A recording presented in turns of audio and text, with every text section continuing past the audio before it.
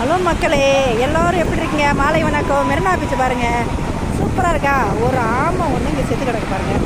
பாவங்க, பார்த்தாலே கிடக்கா.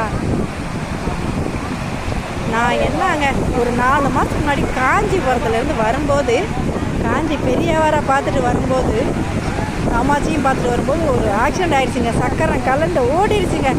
என்னோடய லக்கி கடவுள் உயிரை கொடுத்துட்டான். எதுவும் ஆகலை. பின்னாடி வண்டி வரல. அந்த டிரைவர் வந்து நல்ல எக்ஸ்பீரியன்ஸான டிரைவர். அதனால என்ன சூப்பராக ஸ்டாப் பண்ணிட்டாரு. அதனால் தப்பிச்சேன் நான் அன்னைக்கு. ஆனால் அதோட விளைவுகள் எனக்கு இன்னும் தொந்தரவு கொடுத்துருக்கு. அந்த ஆமை காட்டினல, ஆமை கூட கொஞ்சம் ஸ்பீடாக நடக்குங்க. அந்தளவு இந்த மணலில் நடந்து வந்தேன். என்னை இருக்கவே விட மாட்டேங்கிறேன். எங்கள் வீட்டில் பசங்க வேறு. இன்னொரு விஷயம், வீட்டில் இருந்தாலும் நமக்கு தொல்லை பாருங்கள்.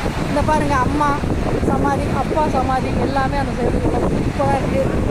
அம்மா இதெல்லாம் நாங்கள் வந்து ரொம்ப நாளாக ஆகிடுச்சு. ஆனால் சரி, இன்னைக்கு வந்துருக்கோம். ஆஃபீஸ் வேறு போகிறோம். அது வேறு எப்படி போகணும்னு எனக்கே தெரியலை. இந்த ட்ரெயினில் நல்லா இருக்குங்களா பார்க்குறதுக்கு?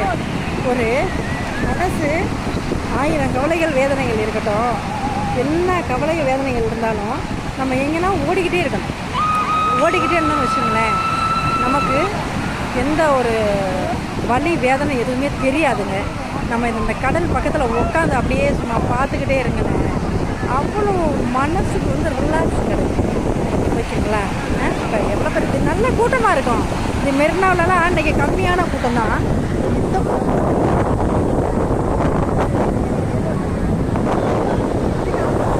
கால் வலியை சரி பண்ணுறதுக்கு ஓகேங்களா, என்ன பண்ணுறதுங்க? இதை விட மனசில் உள்ள வலிகள்லாம் இருக்குல்ல, ஒவ்வொரு மனுஷனுக்கும் இரவும் பகலும் போல் இந்த கஷ்டம் அப்படின்றது நம்மகிட்ட வந்து ஒட்டிக்கிட்டே இருக்குது. மகிழ்ச்சி வரும்போது எப்படி மகிழ்ச்சி அடைகிறோம், அதே மாதிரி துன்பம் வரும்போது அதையும் நம்ம எதிர்கொள்கிறதுக்கு தயாரானவங்களாக இருக்கணும். நம்ம துவண்டு விடக்கூடாது. அப்போது இப்படி நம்ம ஒரு நல்ல இடங்களுக்கு நம்ம செல்லலாம். நம்ம கோவில் அது மாதிரி இடங்களுக்கு செல்லலாம். இப்போ கூட திருத்தணி போயிட்டு வந்தேன். என்னோடய நியூ இயரையே நான் திருத்தணியில் தான் ஸ்பெண்ட் பண்ணேன். திருத்தணி முருகனை தான் நான் பார்த்தேன் நியூ இயர் அப்போ. ஓகேங்களா? அது மாதிரி போய்கிட்டே இருக்கணும். இந்த வருஷம் நான் எங்கள் குடும்பத்தையே நான் மிஸ் பண்ணிவிட்டு நான் நியூ இயரை வந்து செலிப்ரேட் பண்ணல. அந்த நேரத்தில் ஜெபம் பண்ணிக்கிட்டு இருந்தேன், கடவுளை தரிசனம் பண்ணிக்கிட்டு இருந்தேன். எனக்கு அது ரொம்ப சந்தோஷமாக மகிழ்ச்சியாக இருந்தது. நீங்களும் இந்த கடல் அலையை பார்த்து மகிழ்ச்சி அடையுங்க. நன்றி நன்றி நன்றி. அனைவருக்கும் மாலை மாலை